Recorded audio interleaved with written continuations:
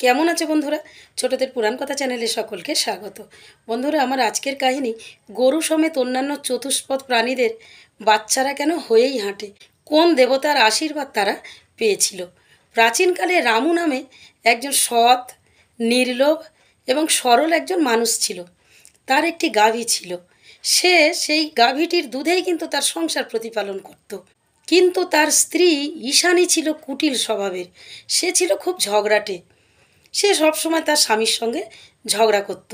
এমনকি সে তার স্বামী রামুকে বলতো গরুর বাছুরটিকে বিক্রি করে তার যেন গয়না করে দেয়া হয়। রামু তার কথায় রাজি হতো না। একদিন সে তার স্বামীর সঙ্গে খুব ঝগড়া করলো। ঝগড়া করে বলল যে ওই বাছুরটিকে বিক্রি করেই আমার গয়না করে দিতে হবে। বাধ্য হয়ে রামু বাছুরটিকে তো বিক্রি করে দিল।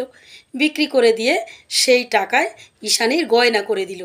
কিন্তু বাছুর না থাকায় গাভীটি তো দুধ দিতে পারছে না, তার দুধ দেওয়া বন্ধ হয়ে গেল। তখন ঈশানী রাগ করে গরুটিকে মেরে বাড়ি থেকে বের করে দিল। গরুটি মনের দুঃখে আর মালিকের বাড়ি ফিরল না। সে বনে জঙ্গলে ঘাস খেয়ে বেড়াতে লাগলো। বেশ কিছুদিন পর ঈশানী তার খেতে গেছে ফসল দেখতে, আর গিয়ে দেখে তাদের সেই গাভীটি সেখানে ঘাস খাচ্ছে এবং ঈশানী দেখলো গাভীটি গর্ভবতী। তা দেখে তো ঈশানীর খুব লোভ জাগলো। সে তো ছিল লোভী মেয়ে।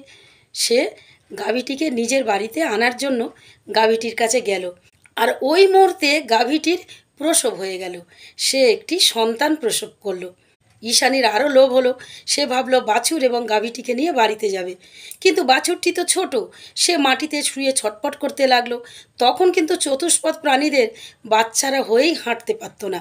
সে ছটপট করছে, তার গায়ে নানান ধরনের জিনিস লেগে রয়েছে। গাভীটি ঈশানীকে অনুরোধ করলো বাছুরটিকে পরিষ্কার করে দিতে, তার যত্ন করতে। কিন্তু ঈশানী ঘৃণা ভরে সেখান থেকে চলে এলো। তা দেখে গাভীটি কাঁদতে লাগলো। তার কান্নায় শ্রীকৃষ্ণের মন গলে গেল। শ্রীকৃষ্ণ সেখানে এসে উপস্থিত হলেন এবং গাভীটিকে বললেন, আমি তোমাকে সহ সমস্ত চতুষ্পদ প্রাণীদের বর দিচ্ছি যে তোমাদের সন্তানরা হয়েই হাঁটবে এবং তোমরাই নিজেরাই তাদের পরিষ্কার করবে।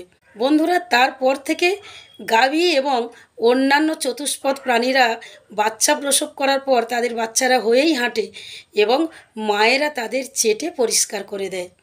আজকের এই পর্যন্ত বন্ধুরা। এর পরের কাহিনী বলবো আমার পরের ভিডিওতে।